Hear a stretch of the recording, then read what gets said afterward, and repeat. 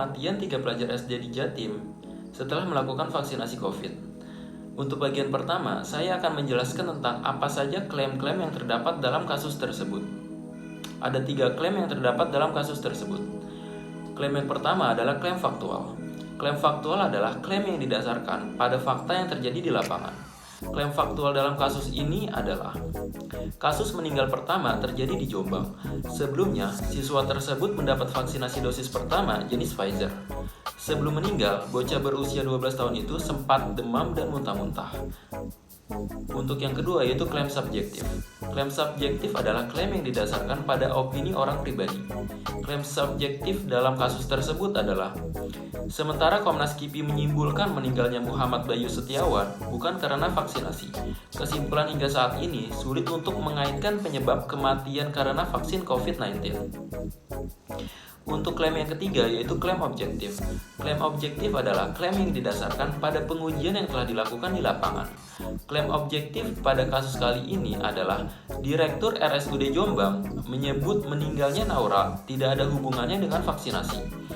Kesimpulan tersebut diambil setelah Komda KIPI Jombang melakukan analisis bersama RSUD Jombang, beberapa puskesmas, Komda KIPI Jatim, dan Komnas KIPI. Analisis digelar sekitar 2 jam, yaitu dari pukul 10 pagi sampai 12 siang.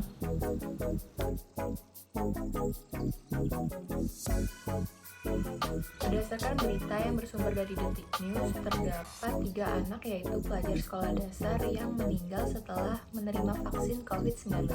Ketiga anak tersebut adalah Muhammad Bayu dan Naura yang bertempat tinggal di Jombang dan juga Muhammad Ramdan yang bertempat tinggal di Magetan. Untuk kasus tersebut, Komnas KIPI atau kejadian ikutan pasca imunisasi juga ikut menyelidiki penyebab kematian dari ketiga anak tersebut. Atas penyelidikan kasus tersebut, Komnas KIPI tidak mengaitkan kematian mereka dengan vaksinasi COVID-19. Untuk Bayu dan Naura sendiri, mereka mendapatkan efek yang sama setelah mendapatkan vaksin, yaitu muntah-muntah. Namun untuk Bayu tidak dapat disimpulkan bahwa penyebabnya adalah vaksin karena ia meninggal saat dibawa perjalanan ke rumah sakit. Untuk Naura sendiri, penyebab utamanya karena pendarahan. Dan untuk Muhammad Ramdan, ia meninggal secara tiba-tiba setelah bermain game. Berdasarkan kasus tersebut, seharusnya dilakukan uji laboratorium terhadap ketiga anak tersebut untuk membuktikan apakah benar vaksinasi COVID-19 yang menyebabkan mereka meninggal ataupun penyebab lain.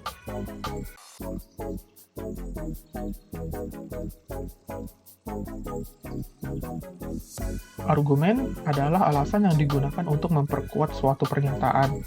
Sementara counter argumen adalah alasan yang digunakan untuk menolak suatu pernyataan. Jadi argumen dan counter argumen ini bertentangan satu dengan yang lainnya.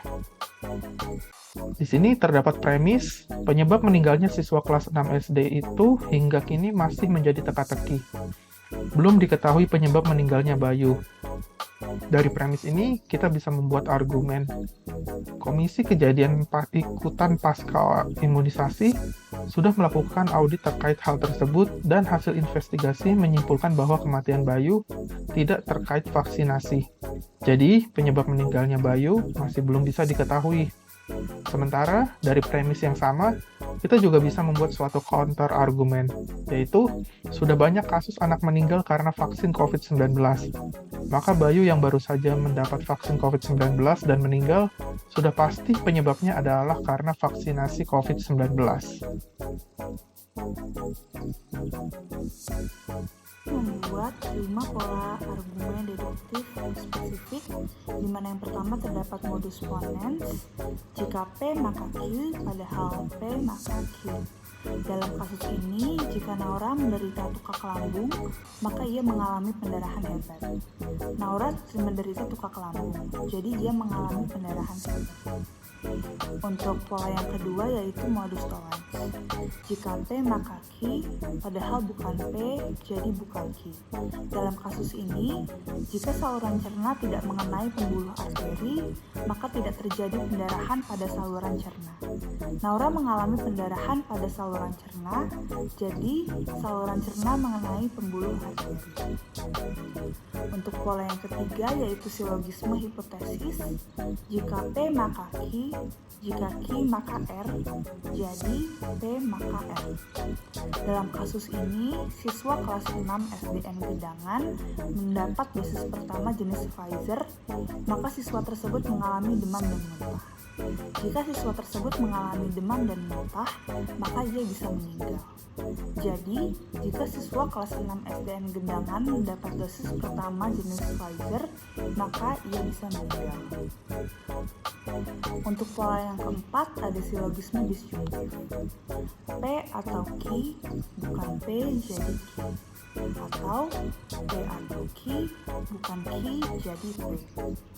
Dalam kasus ini, entah Komnas KIPI tidak dapat menyimpulkan dari mana penyebab meninggalnya Naura, atau tidak banyak orang yang menduga penyebab meninggalnya Naura adalah karena melakukan vaksinasi. Komnas KIPI dapat menyimpulkan dari mana penyebab meninggalnya siswa-siswa SD itu. Maka tidak banyak orang yang menduga penyebab meninggalnya Naura adalah karena melakukan vaksinasi. Untuk pola yang terakhir yaitu pola dilema. P atau Q. Jika P maka R, jika Q maka S. Jadi R atau S. Dalam kasus ini, Dr. Suwasih entah memberikan terapi atau endoskopi kepada Naura. Jika memberikan terapi, maka Naura akan mengalami pendarahan yang lebih hebat dan tidak dapat ditolong. Namun, jika memberikan endoskopi, maka Naura akan lebih cepat ditangani dan dapat selamat.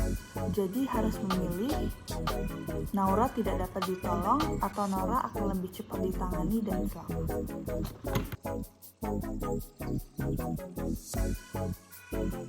Saya akan menjelaskan tentang argumen induktif spesifik yang terdapat dalam kasus tersebut.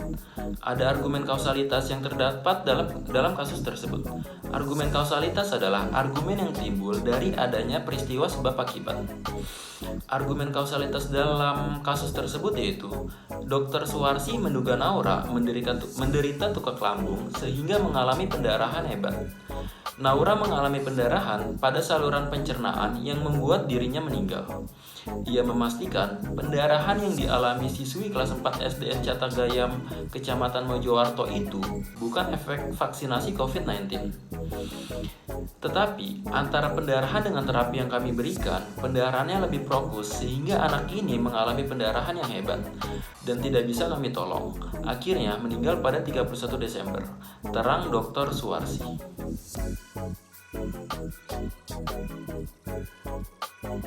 Menurut kelompok kami, kesesatan yang terdapat pada berita ini terdapat pada judul berita dan bagian awal berita, yaitu 3 pelajar sekolah dasar di Jawa Timur meninggal usai mendapat vaksin COVID-19 dosis pertama. Kesesatan tersebut termasuk ke dalam kesesatan relevansi, karena tidak adanya relevansi antara kematian 3 siswa tersebut dengan vaksin COVID-19 yang mereka terima. Memang dalam kalimat tersebut tidak disebutkan secara langsung bahwa ketiga pelajar tersebut meninggal karena vaksin COVID-19. Namun penulisannya membuat seolah bahwa kematian 3 siswa tersebut adalah karena vaksin COVID-19. Padahal di bagian tengah dan di bagian akhir berita tersebut juga disebutkan bahwa penyebab meninggalnya ketiga siswa tersebut masih belum bisa diketahui dan masih belum bisa dipastikan. Kami menyimpulkan bahwa penulisan judul berita tersebut tujuannya adalah hanya untuk sekadar menarik minat pembaca dan untuk membuka berita tersebut.